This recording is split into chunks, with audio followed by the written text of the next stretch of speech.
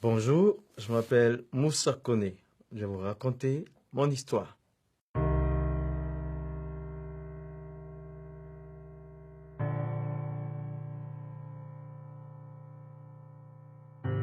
Mon père était un imam, mon grand-père était un imam, et moi j'ai été imam pendant 10 ans. Et j'étais l'assistant de mon père, qui était un missionnaire de l'islam. Et c'est lui qui m'a formé, m'a enseigné le Coran, et j'ai fini de lire les 114 chapitres pendant 5 ans, et on est revenu pour faire le tafsir, le sens de chaque mot, pendant 5 autres années. Et donc, mon père était pour moi un héros, je voulais lui ressembler, être un imam comme mon père, être un imam comme mon grand-père. Alors, il y avait cette question que j'ai posée à mon père. Pendant que nous lisons le Coran, si la mort intervient, est-ce que nous allons partir au paradis? Et là, sa réponse a été, on ne peut pas le savoir pendant que nous sommes vivants. Parce qu'il y aura des balances qui seront érigées au jour du jugement et ça va peser les œuvres de chaque personne. Et donc, à cela, j'ai commencé moi-même mes propres recherches. Alors, je commence par la 100e sourate dans le Coran. À partir du verset 3, il dit « Inna lisan li rabihe la kanudun, wa innahu ala zalika la shahidun, wa innahu li hubli khairi la shadidun. » C'est-à-dire, l'homme est ingrat envers son Seigneur et il est témoin de son ingratitude. Le Coran veut dire que tous sont pécheurs, tous les humains pêchent. Après la 101e sourate dit « Fa'amaman sakulati mawazinuhu fahuwa fi shati radiyati, wa amaman kafati mawazinuhu fa'umuhu khawiyati, wa ma adirika ma khiyaha nar khawiyati. » C'est-à-dire, si tes œuvres bonnes surpassent le péché, tu vas au paradis, mais si c'est l'inverse, tu vas en enfer. Alors je commençais à réfléchir. La 100e sourate me dit que je suis pécheur et la 101e sourate me dit que je dois avoir plus de bonnes actions que de péchés. J'avais 35 ans, je ne connaissais pas le nombre de mes actions, ni bonnes ni mauvaises. Logiquement, je ne pouvais pas savoir mon séjour dans l'au-delà, ce qui m'attristait beaucoup. Et dans mes recherches, j'ai aussi découvert la personne de Jésus dans le Coran. Je le découvre d'abord avec des titres. Dans la 4e sourate, verset 171, il y a 3 titres au moins. Il y a Al-Masih, le Messie. Il y a Ruhullah, l'Esprit de Dieu. Il y a Kalimatullah, la parole de Dieu. Je suis donc le Messie, la parole de Dieu, l'Esprit de Dieu. Ensuite, je découvre que Jésus n'a jamais péché. Il n'a pas péché dans le Coran. Mais par contre, j'ai découvert les péchés des autres prophètes. Alors, le prophète de l'islam, 48e sourate, versets 1 et 2. Il dit, Allah lui dit, nous t'accordons la victoire pour te prouver que nous pardonnons tes péchés. Je dis, mais lui aussi, il a péché, mais Jésus, jamais.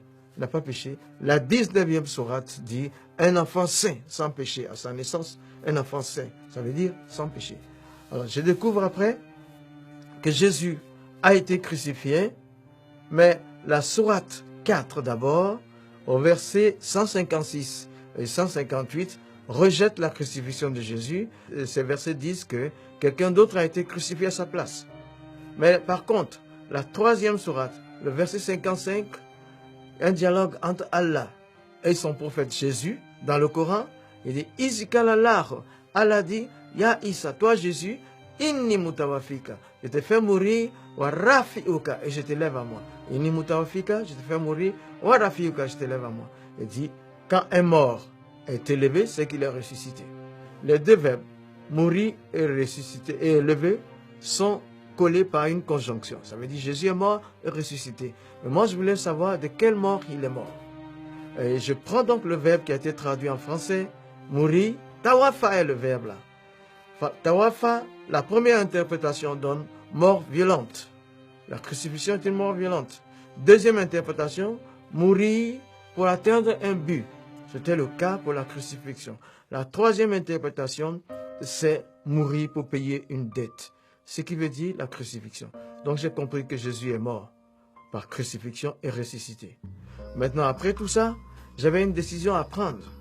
Alors, je suis allé donc dans ma cabine, sachant que je ne pouvais pas de moi-même, je ne voulais pas quitter l'islam, mais je n'étais pas sauvé dans l'islam, dans le Coran. Donc, j'ai vu Jésus qui est au-dessus des autres. En ce moment-là, je devais prendre une décision. Mais j'ai interrogé Dieu. Je dis, je suis le 14e imam, depuis la génération de mon père. Et là, je sens que je ne suis pas sauvé. Je ne peux pas continuer à prier comme musulman, mais je ne peux pas devenir chrétien aussi. Donc, comme tu es Dieu, décide ce que tu veux. C'est en ce moment-là que, dans ma cabine, j'avais éteint la lumière. Et pendant que je m'apprêtais à dormir, il y a eu une autre lumière qui s'est faite et une personne était présente avec moi dans le bateau. Et cette personne m'a juste dit, Moussa, tu as toutes les informations que tu veux. Prends ta propre décision. Et puis, il n'y avait plus de lumière, c'était les ténèbres. De nouveau, je l'ai cherché, je ne l'ai pas revu. Et donc, suite à tout ça, j'ai décidé de donner ma vie à Jésus. Parce que dans l'islam, selon le Coran, je n'étais pas sauvé. Et Jésus a des titres au-dessus des autres. Il n'a jamais péché. J'ai donc donné ma vie à Jésus en 1987.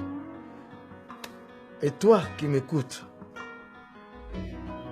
quel que soit le pays dans lequel tu te trouves, là, quel que soit ton nom, un seul chemin pour aller au ciel, c'est Jésus. Il dit, Anna, moi, Hoa, je suis, Tariq, le chemin, Wal Haq, la vérité, Wal Hayat, la vie, Leza Ahad, pas un seul. Il a Ani, qui ne vienne à moi, il a Abi, ne peut arriver au Père.